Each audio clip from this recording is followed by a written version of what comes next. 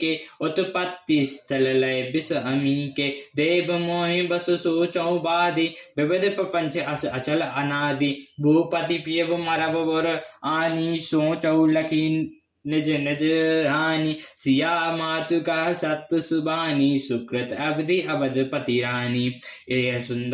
यह सुनकर देवी सुमित्रा जी शोक के साथ कहने लगी, विधाता की चाल बड़ी विपरीत है और विचित्र है, जो सृष्टि को उत्पन्न करके पालता है फिर नष्ट कर डालता है। विधाता की बुद्धि बालकों के खेल के समान भोली है। कौशल्या जी ने कहा, किसी का दोष नहीं है, दुख सुख हानि लाभ सब कर्म के अधीन है, कर्म की गति कठिन है, उसे विधाता ही जानता है, जो शुभ और अशुभ सभी फलों का देने वाला है। ईश्वर की आज्ञा सभी के सिर पर है, उत्पत्ति स्थिति और लय तथा अमृत और विष के भी सिर पर है। हे देवी, मोह बस सोच करना व्यर्थ है, विधाता का प्रपंच ऐसा ही अचल और अनादि है। महाराज के मरने और जीने की बात को हृदय में याद करके जो चिंता करती है, वही तो हे सखी हम अपने ही हित की हानि देखकर करती हैं। श्री सीता जी की माता ने कहा, आपका कथन उत्तम और सत्य है, आप पुण्यात्माओं के सीमा रूपी अवधपति ही तो पत्नी है।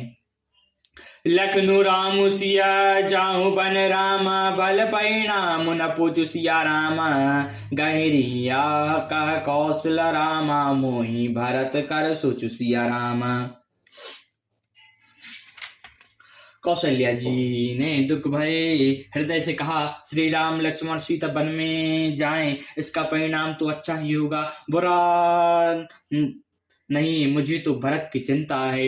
ईश प्रसाद आशीष तुम्हारी सुत सुत बधो देव सरी बारी राम सपत में कीन न काओ जो कहीं काओ सखी सती भाव भरत शील गुण विनय बढ़ाई भायप भक्ति भरोस भलाई काद सादर कर मती चे सागर शीस की जाए उलीचे जानऊ सदा भरत कुल दीपा बार बार मोहि कवौ महीपा कसी कनकु मणि पर कहीं पाए पुरुष पर कहीं समय सुभाए अंचित आजु काव्य असमोरा सुख सुनाई सयानपन थोरा सुनी सुसारी समय पावनी बानी भई सनय बिकल सब रानी।